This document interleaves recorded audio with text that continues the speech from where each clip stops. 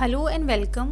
अगला क्वेश्चन है हमारे पास, explain the circumstances in which a wife is entitled to claim maintenance from her husband under the code of criminal procedure. तो हमें जो है वो सर्कमस्टांसेस एक्सप्लेन करने हैं जिसमें एक वाइफ इंटाइटल्ड है कि वो क्लेम कर सकती है मेंटेनेंस अपने हस्बैंड से सीआरपीसी के अंडर। जैसे कि आपको पता है कि मेंटेनेंस हिंदू लॉ के अंडर या किसी और पर्सनल लॉ के अंडर भी दिया जाता है, तो यहाँ पे हम स्पेसिफिकली सीआरपीसी की बात करेंगे। ये क्वेश्चन हमारे पास एचजीएस 2003, 2006, बीजीएस 1986, 2000, जीजीएस 2020 में पूछा गया है।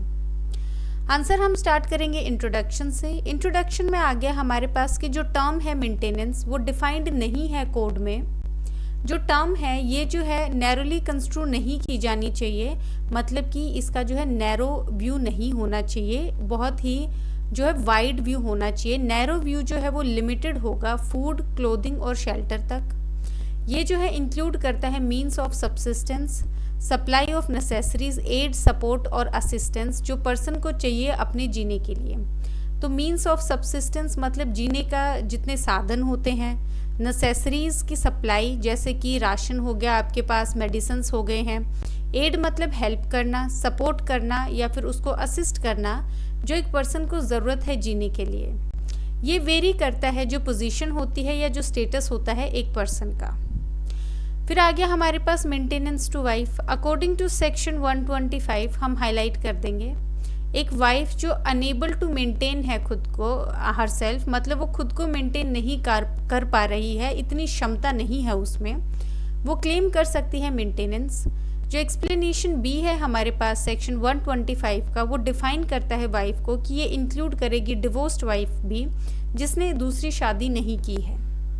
दस ये जो है सिर्फ एक इंक्लूसिव डेफिनेशन है, मतलब जो चीज़ों को इंक्लूड कर रही है, जो स्टेट कर रही है कि इवन डिवोर्स्ड वाइफ जो है वो भी क्लेम कर सकती है मेंटेनेंस अगर उसकी दूसरी शादी नहीं हुई है, अपार्ट फ्रॉम लीगली वेडेड वाइफ जो कि डिवोर्स नहीं है। वाइफ जो है वो किसी भी एज की हो सकती है, मेजर भी हो सकती है, माइनर भी हो सकती है।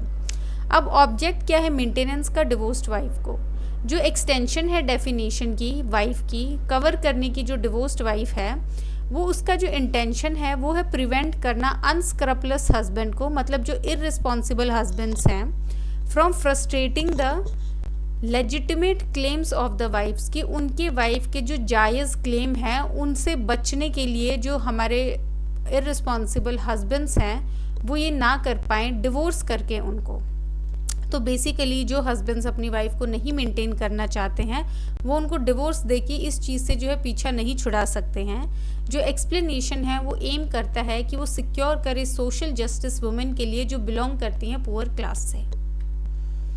केस लॉज इसमें हमारे पास बहुत सारे होंगे, आप जो है केस लॉज की अलग से हेडिंग भी दे सकते हैं, लेकिन क्योंकि ये जनरल क्वेश्चन है तो मैंने जो है अंदर जो अलग से हेडिंग्स नहीं दी हैं केस लॉ की, लेकिन मैं आपको कीवर्ड्स बता दूंगी पर केस लॉ के।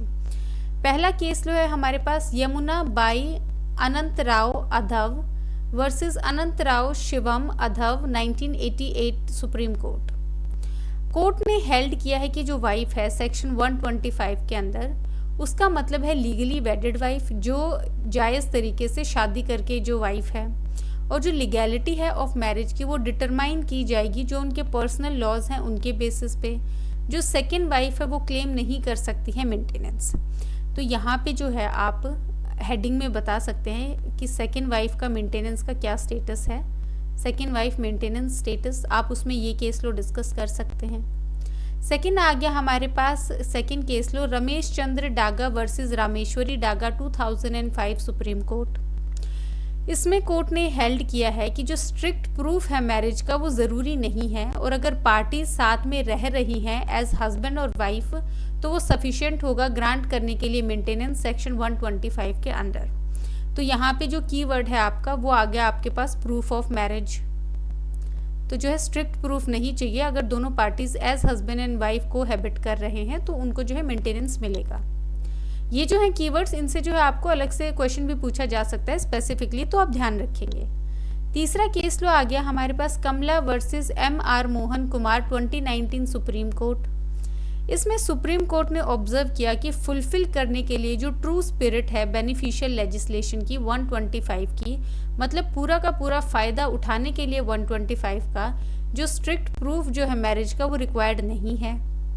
लॉन्ग कोहैबिटेशन मतलब एक लंबे समय तक दोनों का साथ में रहना, मैन का और वुमेन का, वो लीड कर सकता है एक प्रिजम्पशन को मैरिज की जो इंटाइटल करेगा मेंटेनेंस को। ये जो प्रिजम्पशन है ये रिबटेबल प्रिजम्पशन है।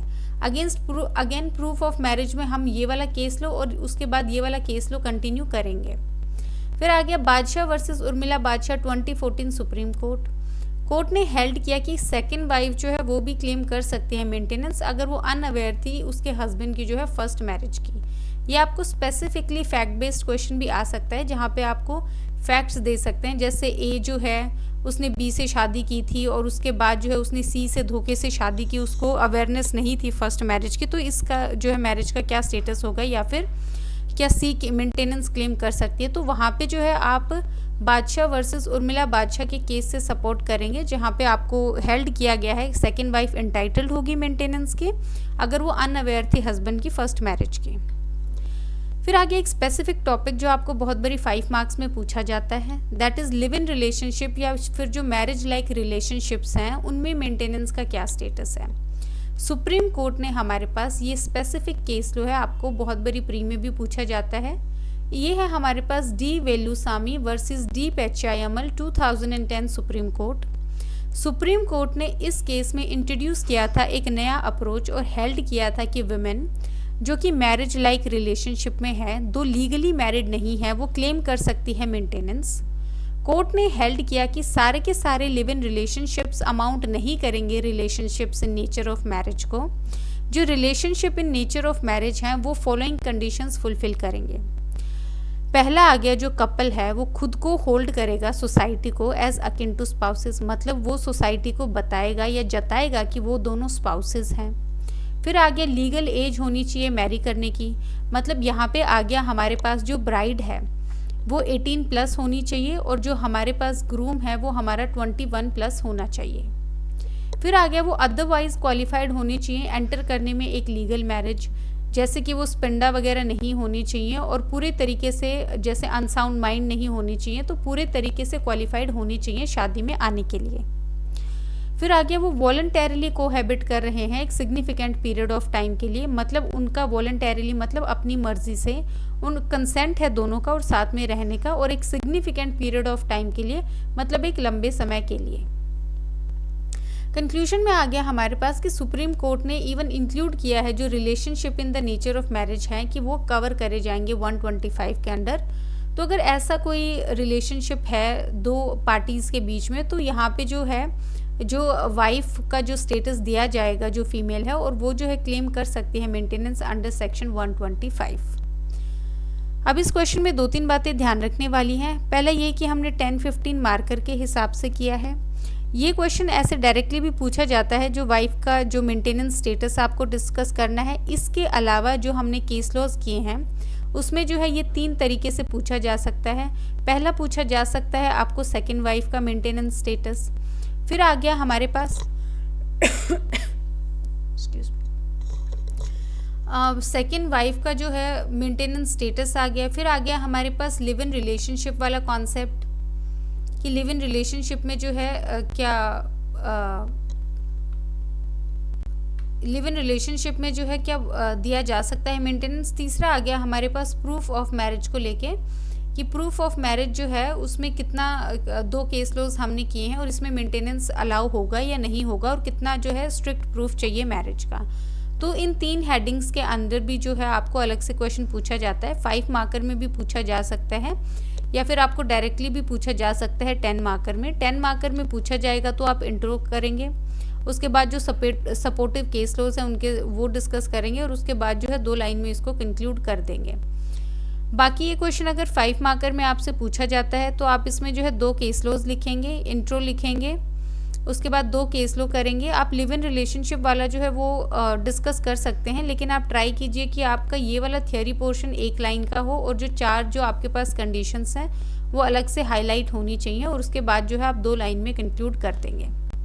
बाकी इस क्वेश्चन में या इस टॉपिक से इसके अलावा वाइफ के पोर्शन के अलावा अगर वाइफ एक मुस्लिम वाइफ का स्टेटस बहुत बारी पूछा जाता है, वो हम नेक्स्ट लेक्चर में डिस्कस करेंगे। तो ये 2 मेन जो है हमारे पास क्वेश्चंस होते हैं। बाकी इस क्वेश्चन में हमने सब कुछ इंक्लूड कर लिया है। So thank you.